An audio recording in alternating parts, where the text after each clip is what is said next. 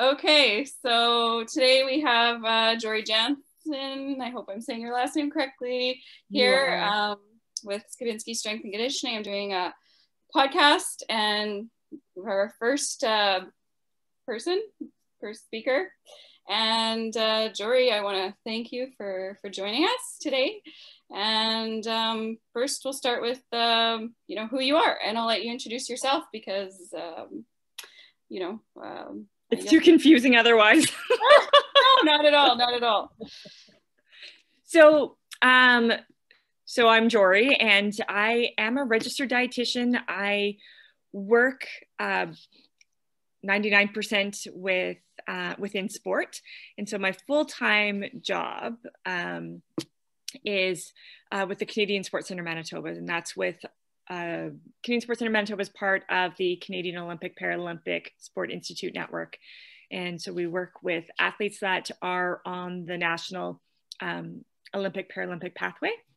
So that's the gig that I have there, and it's really cool. I get to work with an integrated support team, so with a sports psychologist, strength and conditioning coaches, physiologist, as well as athlete services manager, executive director, and then athletes as a team or as an individual human being who happens to be great in a sport, and also with coaches and then other disciplines that might be engaged with the athlete or the team, just to allow them to understand nutrition from a health as well as a performance placement. And so that's what I do full time there.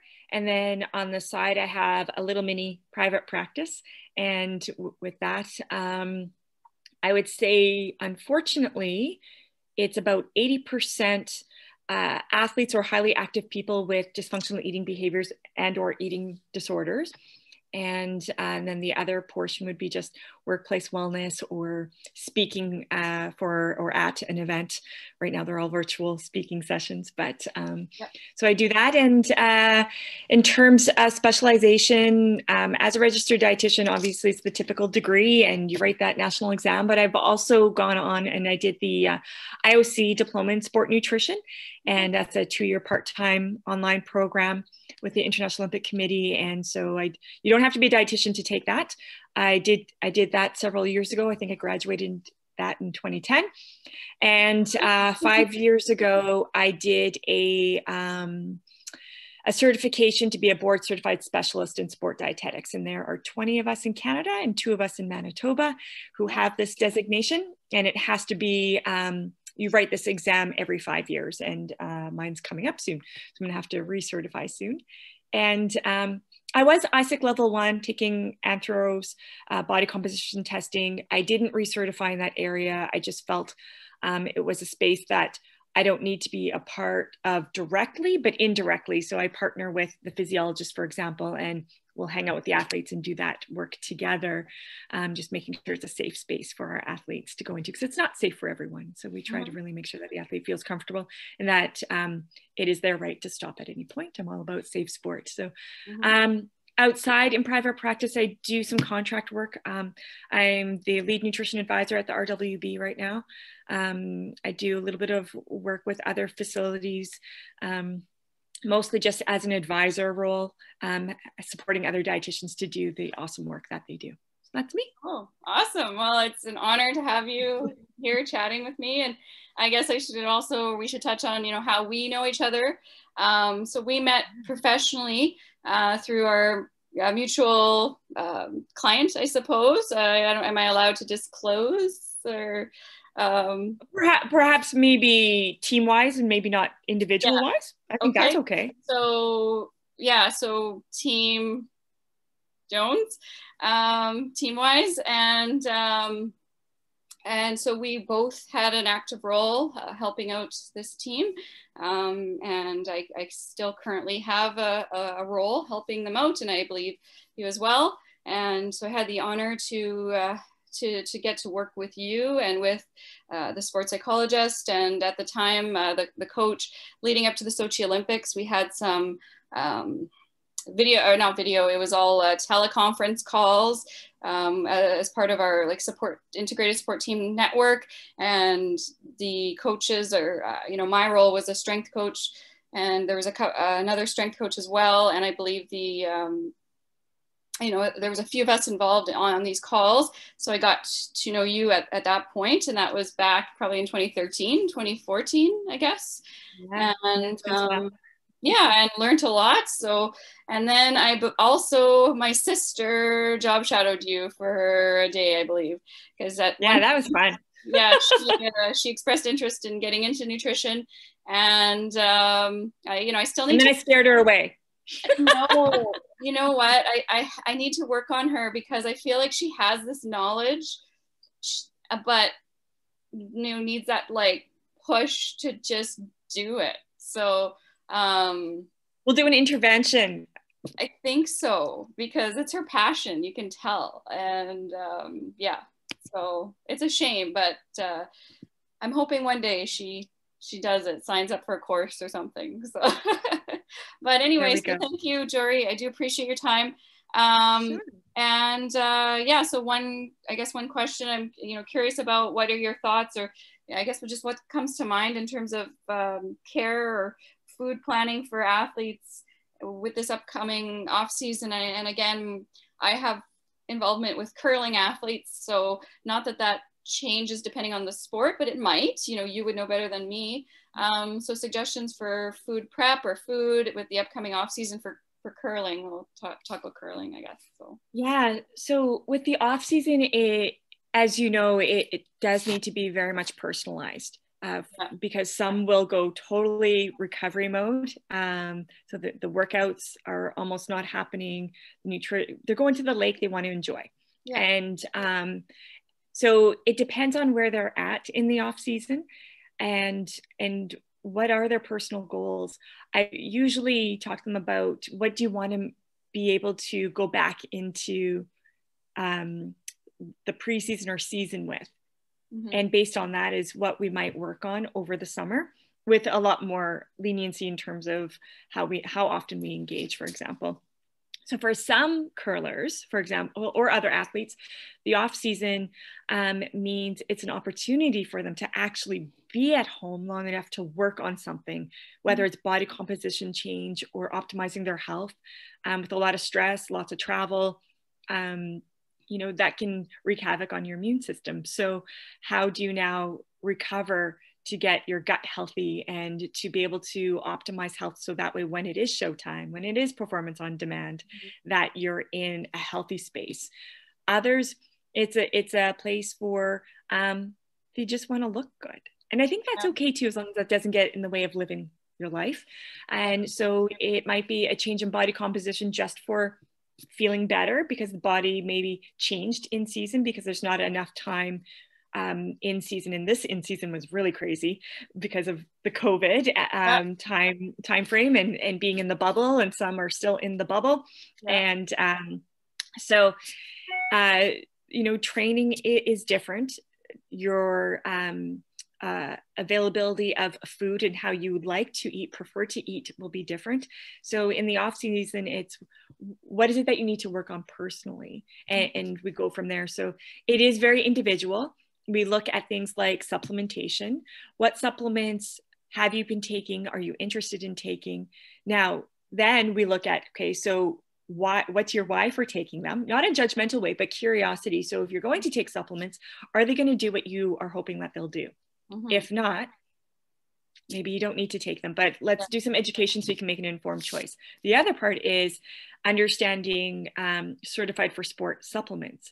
I've had some companies say, oh, we're WADA certified. And just to be clear, WADA does not certify a single supplement. They will not. So if anyone says or labels their product as WADA certified, that's a bunch of poop, honestly. WADA will not. Yes. And then some people are like, well, it's NSF certified. NSF certified is not a certification for sport. Now, NSF does have NSF certified for sport. It has to say all of that, not just NSF certified for sport, informed choice, informed sport. Yes, those, awesome. And you can go on each website, confirm the lot number to the lot numbers batch tested on the website. Awesome, that's your lowest risk. So we talk about supplementation. because some might want to, based on what they're doing, improve endurance, or they want to have more strength, or maybe they've changed from, you know, carnivore diet to a full out vegan That's diet. a new thing, hey? So a friend of mine, he's a firefighter, and he's really keen on health, always has been, and he's doing this carnivore diet. And I was like, oh, okay. Yeah. So my approach is never to tell someone, unless it's harmful. I don't tell anyone what to do and what not to do. Right. I will inform you with what the evidence is. Yes. Now, if my client really wants to try a type of diet, most of them relate to diet culture, which I'm not a fan of. And lots of us as dietitians have fallen into the trap of working within diet culture. So I apologize to everyone if I've done that to you. I'm really try to go against diet culture. But if a client wants to go through a route and it's not harmful, then I'm happy to support them along the way. Most of my clients end up saying, yeah, that wasn't for me anyway. And so we work on what's sustainable, because if it's sustainable, then you feel like you're accomplishing something, and you're not constantly failing yourself. So after they've gone through the diet or nutrition plan program that they think that they want, I'm there to support them through moving towards a more sustainable way when they're ready to do that. Most diets will do what they do as long as you follow them, which most people follow diets, these sort of diets, for body composition shifts or weight loss is usually why. It's usually not for performance, right? It's for a body comp, a look, a weight loss, which I'm not saying people should never think of those things. It shouldn't be the only thing, right? It should be an outcome, not your goal. Yes. Yeah, exactly. So no, I like that. I like how you worded that, and it makes sense. And any thoughts in terms of, and then there may not be anything to talk about with this, but with COVID, has there been any challenges that have come up in terms of clients you've worked with in regards to maybe access to food, or preparation of food, or availability of food, or choices for food related to COVID, or no? Yeah. Well, in the beginning, there was a ton, and I was doing a ton of virtual sessions with teams or individual clients, just educating them on, safe food practices, which a lot of them should have been implemented all along pre-COVID anyway. But some of them are extra steps. So, things like, cleaning containers, wiping them down before putting them in your fridge. Don't wash your foods with a bunch of chemicals and soap that's going to get into the food. That is not going to be healthy for you. But just simply cleaning things off with some nice, some clean water. Making sure that you're wiping your counter surfaces off after you've unpacked things, and buying things. When there was really low capacity of getting into grocery stores, things like, stocking up on non-perishables is really good. So the less time you spend in public, and right now we are in a time of, moving towards more lockdown, right? So, what can you do? Well, buying frozen vegetables and fruit. And buying the things that are shelf stable for a longer period of time are good things to include. So the less time you spend in areas that can be congested, the lower your risk for getting COVID, right? So it's what can you buy in bulk? What can you buy that's going to last for a long time? I have a small family, so shopping at a store where it's a case of 100 is not something that I'm going to do, but it is smart for me to keep some canned options on hand, something like rice, for example, and some pastas. I'm not allergic to foods or intolerant, so these foods are totally fine for me. Frozen vegetables and fruit, awesome. They're picked at their prime. They probably have a lot more nutritional value than buying fresh in some cases. So I think that it's figuring out what works for you. Bulk meal prep. Make your list, know what you need. If you're going to order your groceries, again, what could be handled the least amount. And that's where some of those foods, like the frozen options, the person that's picking your food is not touching it directly, right? So there's things like that that you can do.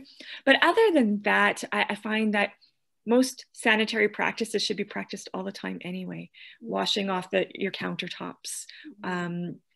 Right now, maybe you might be wiping off containers and things like that before putting them in your fridge and freezer, just to have that extra protection of cleaning surfaces off. But for the most part, that's going to be a low risk contact when it comes to grocery shopping. It's more of hanging out with other humans. Yes, and we've just been, some new restrictions have been put in place as of, I believe, yesterday. So no visitors in the house or outside of your house. And but you know, it is what it is, and it's definitely necessary, right? Yes, I have found though, since COVID really came into place, that a lot more anxiety, a lot more mental health concerns around how people are eating or not eating have come up. So for me, business actually went up significantly over COVID, and I've had to find other colleagues to take on clients. It's quite busy, and it's good and sad at the same time. It's sad that people are struggling so much, and people that have always struggled around food, whether it's a body image or just in terms of even something like orthorexia, where it's a belief around you have to eat a certain way. It has nothing to do with your body. It has to do with a belief around healthy eating. And a lot of people that have had that all along, it's just been like exacerbated to the point where they need extra support. So that part is heartbreaking, that this is really bringing it out, and the demand for support, it's hard. Our system isn't set up for that. So I do find that people are struggling around food and how to eat or how not to eat. Their food rules are coming out. And so that piece is tricky. And the part that I think I find most is that other people working outside of their scope, not understanding that there is mental illness related, that eating disorders are significantly coming out. And people with really good intentions, in the gyms are giving advice, not screening and understanding that their client is actually someone that has had or is at risk for disordered eating and a clinical eating disorder. And just giving out just general advice can actually be quite harmful. So we need to be cautious around that right now. Oh, for sure. And I know for sure in regards to the food preparation piece, I've definitely seen a lot more posts, or it seems to come up more, fruit and veggie wash, or wash all your stuff when you come home from the grocery store, and pictures on social media of people washing everything in the sink. Whereas, years ago, I don't recall that ever being something that came up, or maybe it was always done, but it's definitely something that's probably, like you said, has always been important, but it's everyone's on high alert, and for good reason, as long as they're able to function safely and well with all of this high alert life that we have going on right now, unfortunately. So hoping that those people that are struggling can find ways that work for them to navigate these times that are challenging for all of us in different ways. Exactly. And if it is more of mental health, it can sometimes be looked at as food aversions. It's like, oh man, I'm having all of these gut issues, it must be food. And it could be, it for sure could be something to explore. It also may be something more mental that, looking into a therapist. I think everyone should have a therapist anyway, but some people feel like there's a stigma with that. And I think that if we're willing to take care of a physical injury, why would we not look after a mental injury? Both need to be taken care of, right? So, I mean, the mindset piece is just, it's so big. And I feel like the longer I work, the younger I get. Not really, I'm getting older. I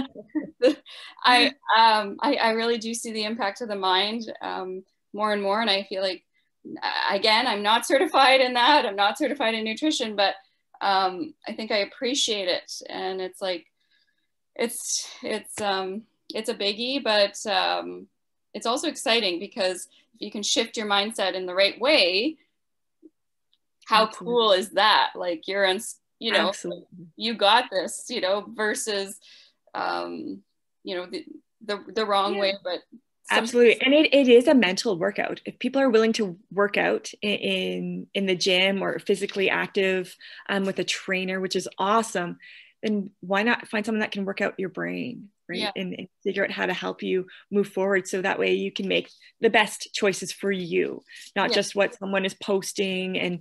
And although there's some good posts out there's some over the top ones too, but I think it's really important to take care of your whole self. And certain things are outside of my scope as well. And when I'm meeting with someone, I can recognize that. And a strength trainer could do this simply too. It's like, hey, you know what? I noticed that's really important to you. I think that would be awesome to share with a therapist. And I have my list of therapists that I'll say, hey, these aren't the only ones, but here's a list of some people that I've worked with in the past with clients. Feel free to check them out, or check out, maybe they'll have some other options. But let's write this down, because working on this with the right person is going to help me work better with you. So I'm still in my lane, right? And I've acknowledged and I've shown empathy towards them that, hey, they're going through something. I can't treat that though. No. Yeah.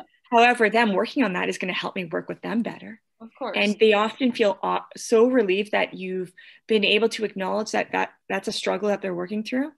And why don't we write that down so we don't forget this, and make sure that you take this and consider working, if they're not already working with someone who can really take them to the next level, and how much better can we work together? So well, I mean, think that's something to do. That's come up over the years. So it's been about now 11 or 12 years I've been helping out our mutual clients there, and it's come up multiple times where nutrition related questions come up, or you know, the mental health piece, or you know, and it, you know, I gladly and regularly say, hey, like, give Jorie a call, or you know, have you chatted with your guy or your coach about this, because you know, I can help you with the strength stuff. And okay, you want more power, okay, well, let's do, you know, let's work on the power piece in the gym, or let's analyze your sweeping or your delivery and see what piece I can help you with, right? Sure. But when it comes to a question about, is this supplement safe for me to take? I don't even try to look online. I'm like, just ask Jorie. Yeah. I mean, anyone could look online. You could too. I know, but but if you don't have to, why, right? So, and that's why I tell my clients, I'm like, you can as well. Here are the websites. If you want, I'll look into it. That's totally fine. The other part on top of that is it even necessary? So I was working with, and I would know that, really. Right. Yeah. And so I was working with a particular athlete last week, and she said, you know, I've never taken protein powder in my life. And is this something that I need to do? And I was like, how awesome. How good for you. You figured out that food is enough. Said, however, some people feel like, you know, whether they're traveling to another country, for example, sometimes the food, you know, so you might as well know what protein you like. So you need to try it out in advance. But you don't need to take protein powder ever if you don't want to. Right. If you want to, okay, but let's make sure it's safe. Or any other supplement, whether it's creatine, beta-alanine, beetroot, I don't know, whatever it is, let's look at what's your why, and based on your why, is it actually going to do what it's going to do for you? Yeah. And if it's not, maybe invest in something else. Right? Yeah, and exactly. So, I mean, that's where, like a trainer. And that's where that, you know, that collaborative team work together for the success of that athlete or that team. So I'm going to stop you there, because this is part 1 of 2. I have 2 half-hour chats with you today. And I'll just switch over to the other link and we'll continue on. Sounds good. Thank you for your understanding. No problem. See you soon. See you soon.